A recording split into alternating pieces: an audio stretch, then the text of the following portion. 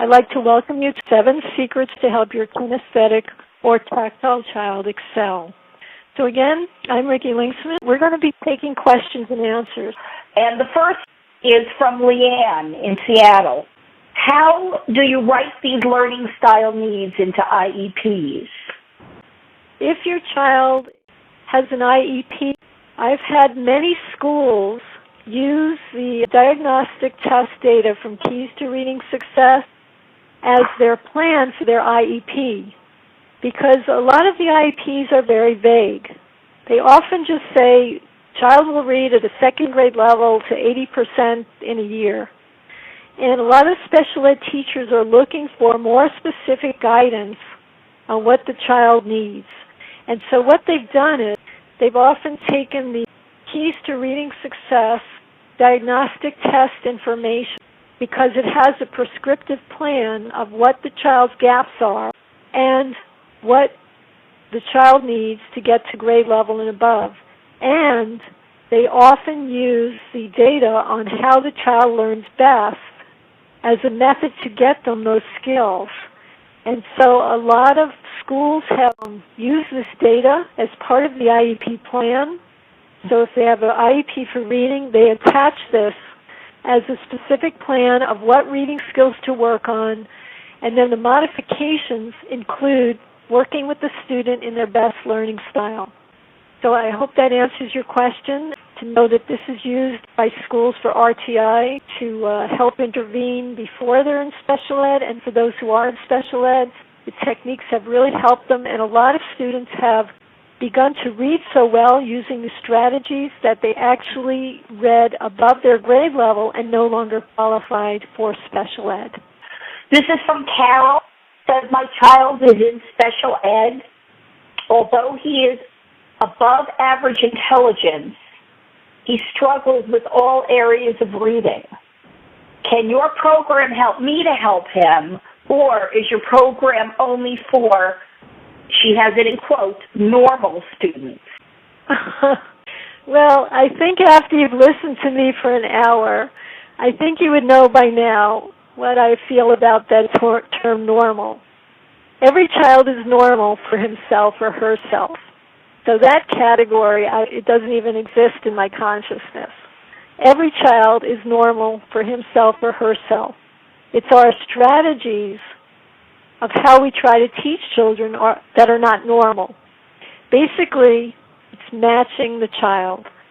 My approach is every child is to move them forward, no matter where they are, whether they're in a label of special ed or a label of ADD or ADHD or a label of gifted. Every child, the brain needs stimulation to move forward. As I was mentioning before, what we need to do is find out there's a reason why any child is struggling in reading.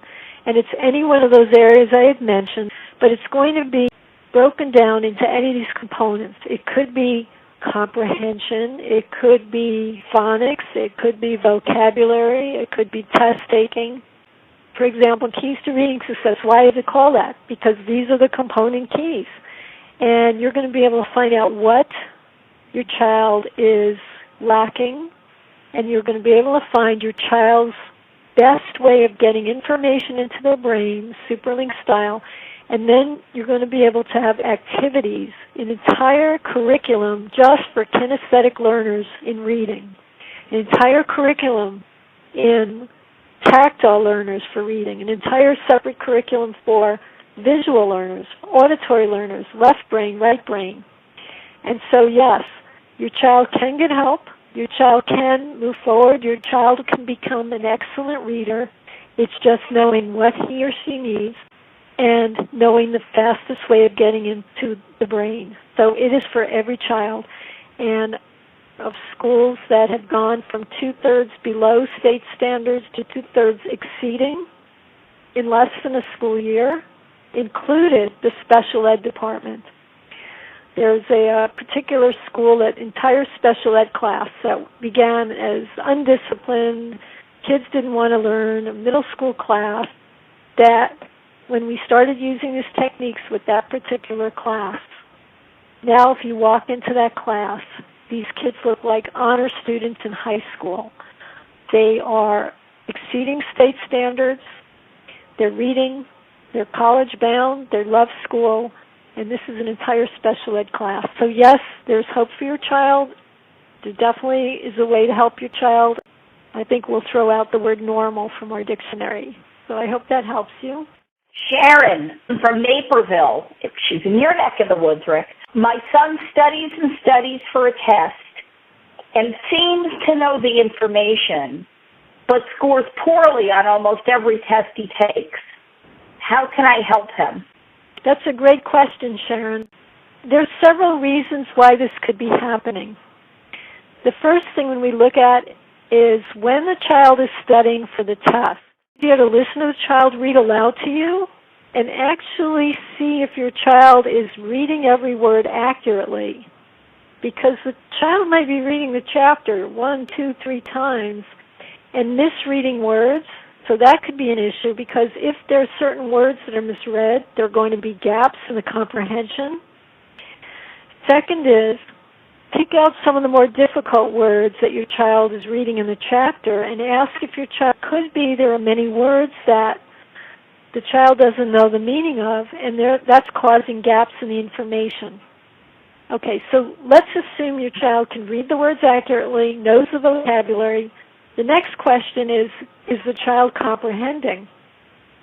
You can have the child read a paragraph, take the book away, and ask questions. So it could be that the child looks like he or she's reading, but is not comprehending or not remembering. So that's the next issue. And finally, let's assume your child comprehended it perfectly, but still does poorly. Maybe your child is not remembering it. You know, short-term memory, you might think it's a week, 2 weeks. Short-term memory is only about 7 to 10 seconds long.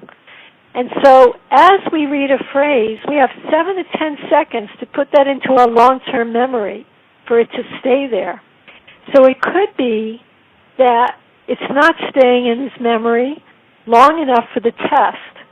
They can improve on tests. There are test-taking strategies.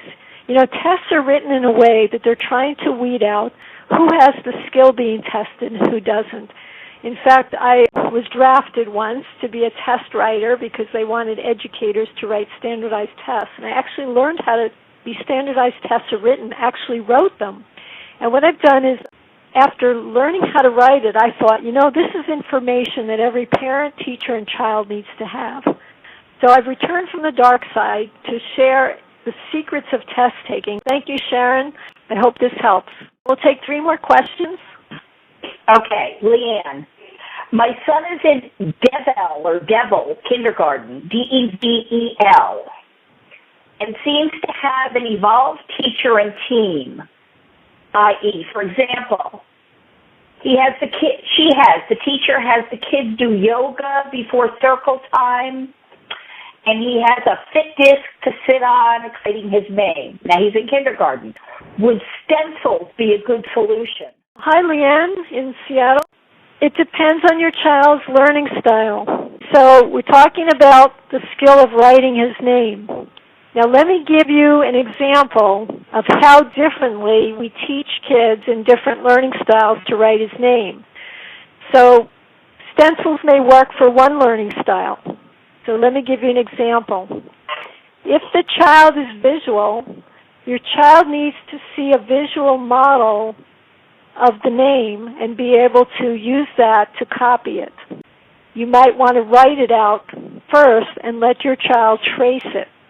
Okay? For example, if someone is auditory, they may need to hear a description of writing their name. For example, if you were going to write the letter B, let's say a lowercase b, an auditory person would like to hear it as make a stick, start at the top and make a stick going down, then go back up halfway, and then make a circle. So you see how different that is? So if your child is auditory, that may be the way he needs to learn. Now, if your child is tactile, getting the feeling of writing through the fingers is very important. So, for example, using markers, crayons, tracing the letter on tactile material like sandpaper or tracing it in the sand will get the feeling into his fingers. Tracing a stencil would be great for a tactile student.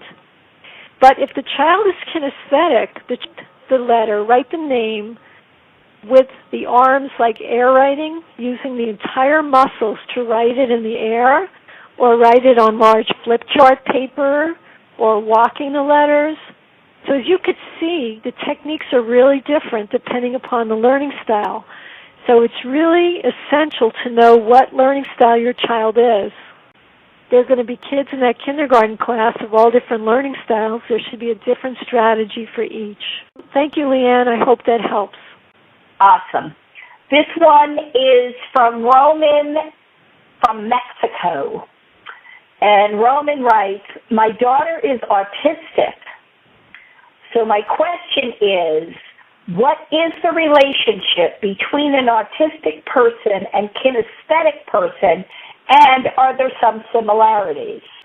Hi, Roman. That's an excellent question. And this question can also extend to someone's child being ADHD or ADD or learning disabled or any of the special needs.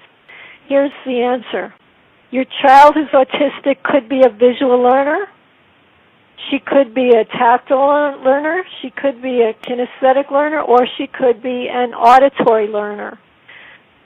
It's a matter of which sense in the brain had a lot more stimulation, where more brain connections were made through that sense or that modality. So someone who is autistic could actually be a visual learner, or a tactile, or auditory or kinesthetic. And so, as I was saying before with ADHD, if someone has ADHD, you could be a visual learner and have ADHD, or a tactile or an auditory, because it's a neurological processing or neurological condition. You could have that condition be any one of those four learning styles. So it's really important that you figure out her, even being autistic, work with her in her best style, because that's going to make a difference. It's a whole different category of looking at things, because one is the neurological connections in the brain and the perceptual needs, and this just has to do with which sense or modality that the child has more brain connections for, because when we teach in the way the child feels most comfortable and the way he takes in information, that is going to make the difference. So, Roman, I hope that helps you. If you can find her learning style and brain style, that will really help make a difference, whether someone's autistic or in the category of special ed or in the category of regular ed. Children all need the same thing, is to be taught in their best way of learning. Thanks for listening in, Roman, and I hope this helps you. We have a question from Herb, who is in the Orlando area. And Herb asks, how do I determine what type of learner my child is? I'm no expert. Are there tests that determine this, and who administers them? Okay, Herb from Orlando, this is a very good question.